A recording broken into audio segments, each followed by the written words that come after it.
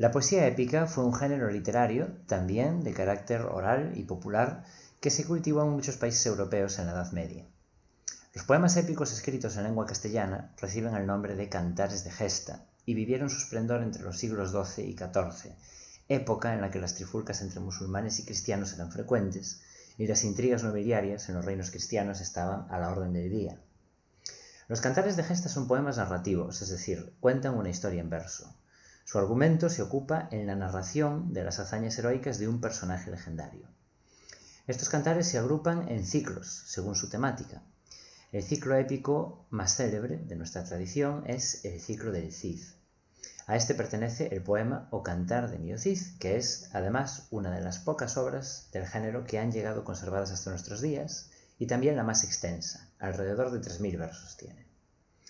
Los cantares de gesta tienen una serie de características comunes. En primer lugar, se transmitían oralmente, es decir, los juglares eran los encargados de memorizar estas obras y recitarlas de lugar en lugar, normalmente acompañados de un instrumento musical.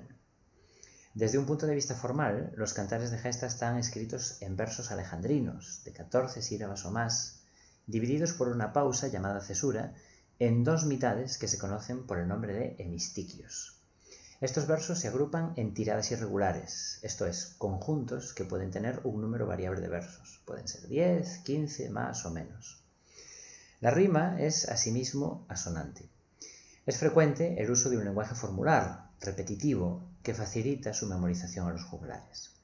Por su parte, los episodios que se narran en estos cantares están a medio camino entre la realidad y la ficción, pero sí que suelen partir de episodios históricos. El cantar de Mío Cid cuenta las hazañas de Rodrigo Díaz de Vivar, un infanzón, es decir, un noble de baja extracción social, que pierde el favor de su rey, Alfonso VI de Castilla, y se esfuerza por recuperarlo luchando en su nombre para reconquistar territorios ocupados por los musulmanes.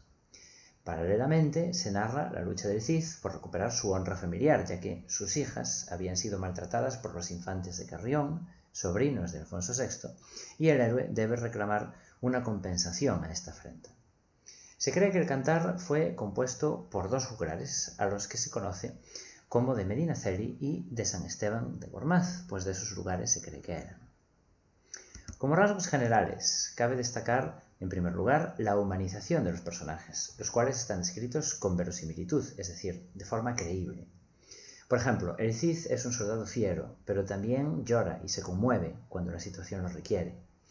Está dotado de todas las virtudes que deben adornar al perfecto caballero cristiano, es decir, vive de acuerdo con la doctrina católica, se considera un igual entre sus hombres y trata con el mismo respeto a sus aliados y a sus enemigos, que también lo respetan a él. Es además un buen vasallo, a pesar de que su rey lo castiga injustamente. El Cid nunca llega a culparlo, ni tiene nada en contra de él, y se esfuerza por ser un buen marido y un buen padre. Los protagonistas, eso es, sus hombres, por ejemplo, su mujer o sus hijas, comparten sus virtudes, mientras que los antagonistas son descritos con las cualidades contrarias. En la obra se hace, además, apología de los valores cristianos y se acusa de infieles y de interesados a los musulmanes y de los judíos. Por eso se puede hablar de antisemitismo en el cantar de Mío Cid. La nobleza leonesa es acusada también de conspiradora y culpable de romper la unidad del reino. Son precisamente los nobles leoneses los que consiguen que el rey Alfonso VI se ponga en contra del Cid y lo destierre en el primer cantar. La burguesía, clase social que florecía por aquel entonces, es enaltecida por emprendedora y por aliada de la corona de Castilla en la lucha contra los musulmanes. Desde un punto de vista formal, el cantar da ejemplo del lenguaje formular antes mencionado y además usa un lenguaje sencillo, fácilmente comprensible por los espectadores. Uno de los rasgos más característicos de este lenguaje es el uso del epíteto épico, que consiste en referirse a los personajes aludiendo a alguna de sus características. Por ejemplo, es frecuente que se llame al Cid el que en buena hora ciñó espada o el de la barba bien mesada, para destacar sus virtudes como caballero.